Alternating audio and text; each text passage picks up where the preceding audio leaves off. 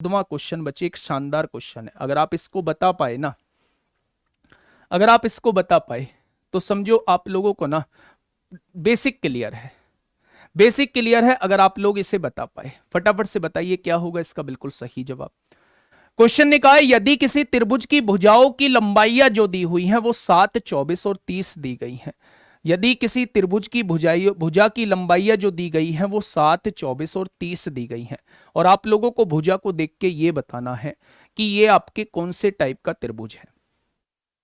फटाफट बताइए, बता सकते हैं क्या साइड को देख के कि ये कौन से टाइप का त्रिभुज है। बी बता रहे हैं न्यून कोण त्रिभुज, डी बता रहे हैं समकोण।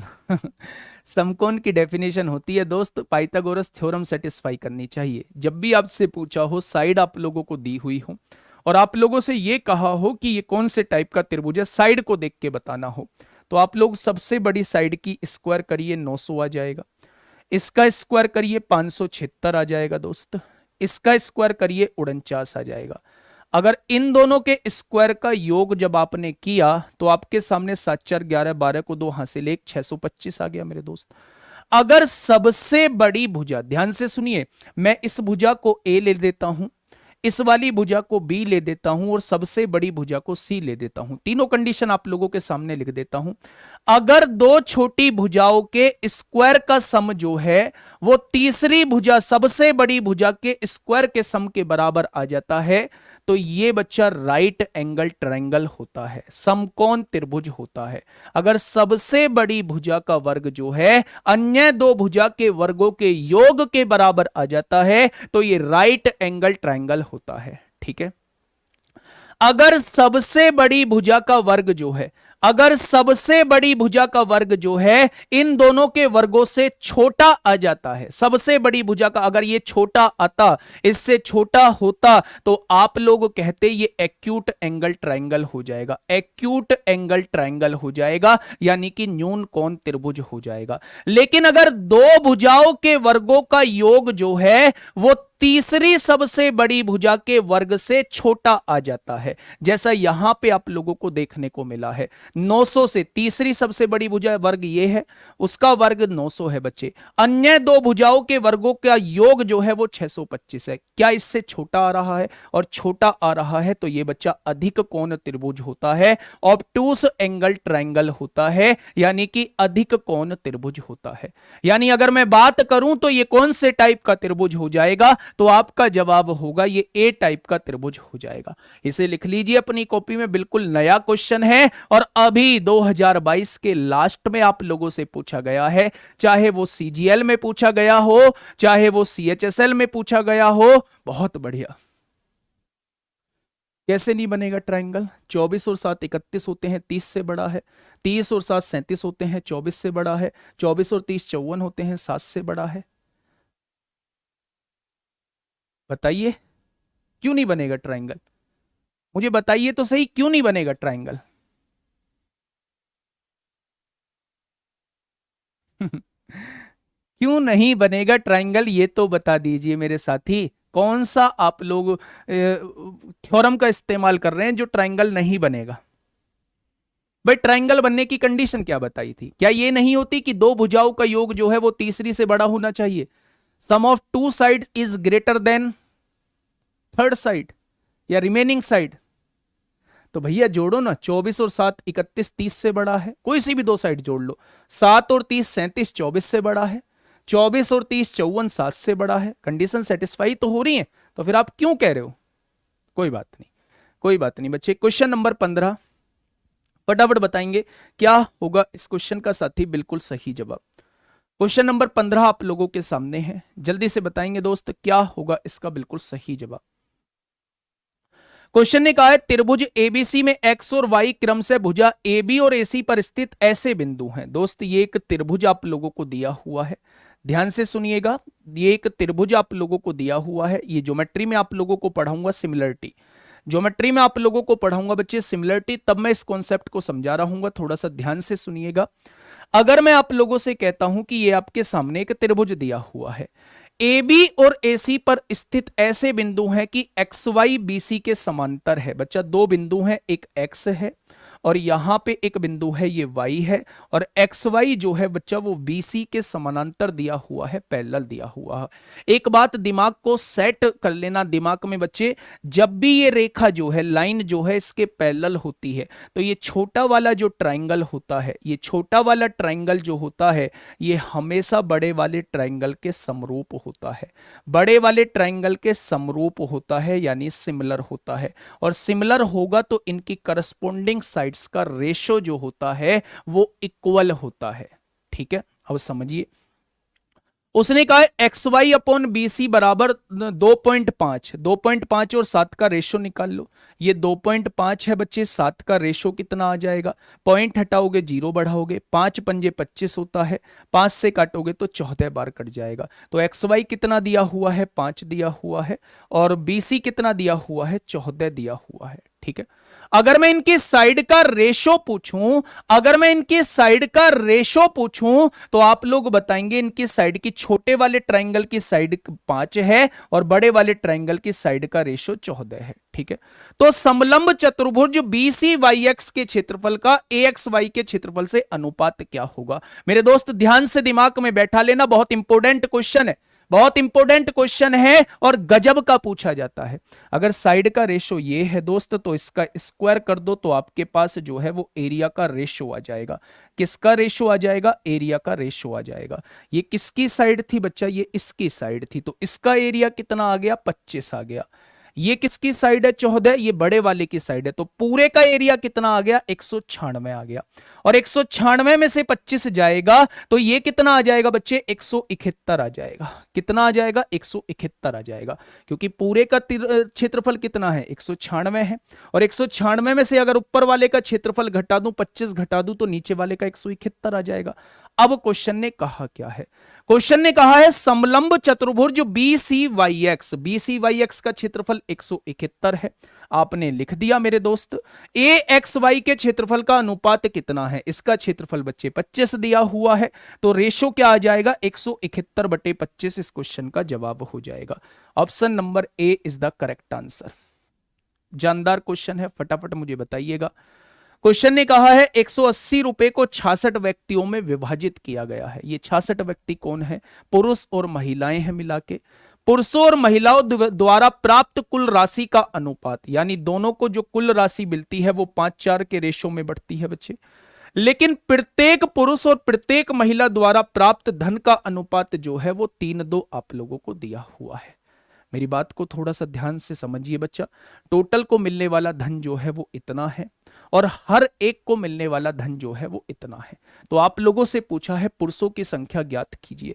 सबसे पहले तो इस क्वेश्चन पे मेरे दोस्त इंपोर्टेंट मार्क कीजिए और इस क्वेश्चन को समझिएगा ध्यान से, डायरेक्ट 2 स्टेप में इसका आंसर आ जाएगा। ठीक है, अगर मैं थोड़ी देर के लिए मान लूं कि मेरे पास A पुरुष है, तो एक पुरुष को मिलने वाली राशि जो है वो 3 है, तो A पुरुषों को मिलने वाली राशि क्या हो जाएगी, 3A हो जाएगी। बहुत बढ़िया।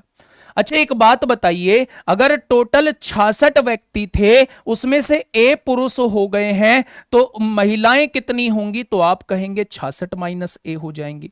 अगर एक महिला को 2 रुपए मिलते हैं तो इतनी महिलाओं को कितने मिलेंगे, क्या टोटल रुपए आ जाएंगे। सभी पुरुषों को मिलने वाले रुपए आपके सामने हैं, सभी महिलाओं को मिलने वाले रुपए आपके सामने हैं। उसने कहा है सभी पुरुषों को 5 रुपए मिलते हैं और सभी महिलाओं को जो है वो 4 रुपए मिलते हैं। क्या इस बात में कोई दिक्कत है, क्या इस बात में कोई दिक्कत है दोस्त। आपके सामने आंसर आ चुका है, आंसर आ चुका है, बस कर लीजिए सॉल्व। यहां से देखेंगे 4 की गुणा 3 में होगी, 12A हो जाएगा। यहां देखेंगे 5 दूनी 10 की गुणा होगी, 660 हो जाएगा, माइनस का 10A हो जाएगा। दोस्त ध्यान से समझिए, इधर आएगा तो 2A हो जाएगा, 12 और 10 कितना हो जाएगा, 22 हो जाएगा। 12 और 10 कितना हो गया, 22A हो जाएगा। और यहां देखिए 660 हो जाएगा और 22 से काटेंगे तो मेरे साथी जवाब कितना आ जाएगा, 30 आ जाएगा। यानी पुरुषों की संख्या कितनी है, पुरुषों की संख्या मेरे दोस्त 30 आ जाएगी। और अगर महिलाओं की संख्या पूछी जाती है तो 66 में से 30 घटा दीजिए, 36 जो है वो महिलाओं की संख्या आ जाएगी। क्या पूछा है, पुरुषों की संख्या पूछी है तो सवाल का जवाब 30 आ जाएगा। ठीक है, टोटल पुरुष A मान लिए, टोटल पुरुष ए मान लिए, एक पुरुष को 3 रुपए मिलते हैं तो ए पुरुषों को टोटल धन इतना मिलेगा। अगर ए पुरुष हैं तो टोटल व्यक्ति 66 में से एक घटा देंगे, ये महिलाएं हो जाएंगी। एक महिला को 2 रुपए मिलते हैं तो इतनी महिलाओं को कितने, ये टोटल महिला को मिलने वाले पैसे आ जाएंगे। पुरुषों को मिलने वाला धन जो है वो टोटल 5 है, महिलाओं को मिलने वाला धन जो है वो 4 है। बस क्रॉस मल्टीप्लाई करनी है, आंसर आप लोगों के सामने आ जाएगा। ठीक है, चलिए आगे बढ़ जाते हैं दोस्तों। मिश्रण का एक शानदार सा क्वेश्चन आप लोगों को दिया हुआ है, एक नई चीज सिखा के जाऊंगा, वो चीज आप लोग सीख के आए हैं। ठीक है, समझिए। पी क्यू और आर 3 कंटेनरों की क्षमता का अनुपात आप लोगों को दिया हुआ है। 3 बच्चे बर्तन हैं, उनकी क्षमता यानी कैपेसिटी का रेशो आप लोगों को दिया हुआ है। वे क्रम से 1-4, बच्चे ध्यान से सुनिए, ये पी बर्तन है, इसमें जो है क्षमता का अनुपात 1-4 आप लोगों को दिया हुआ है।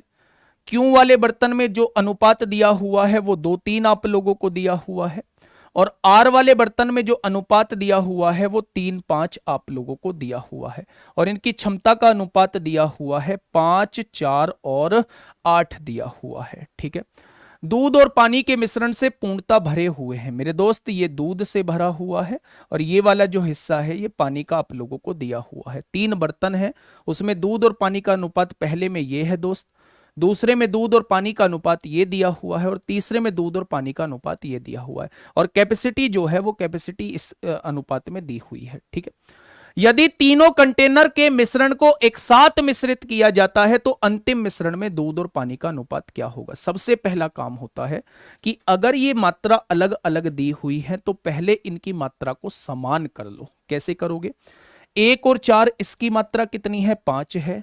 2 और 3 इसकी मात्रा कितनी है, 5 है। 5 और 3 इसकी मात्रा है 8 दी हुई है, तो इनको बराबर करने के लिए यहां 8 की गुणा, यहां 8 की गुणा और यहां 5 की गुणा आप लोगों को करनी पड़ेगी।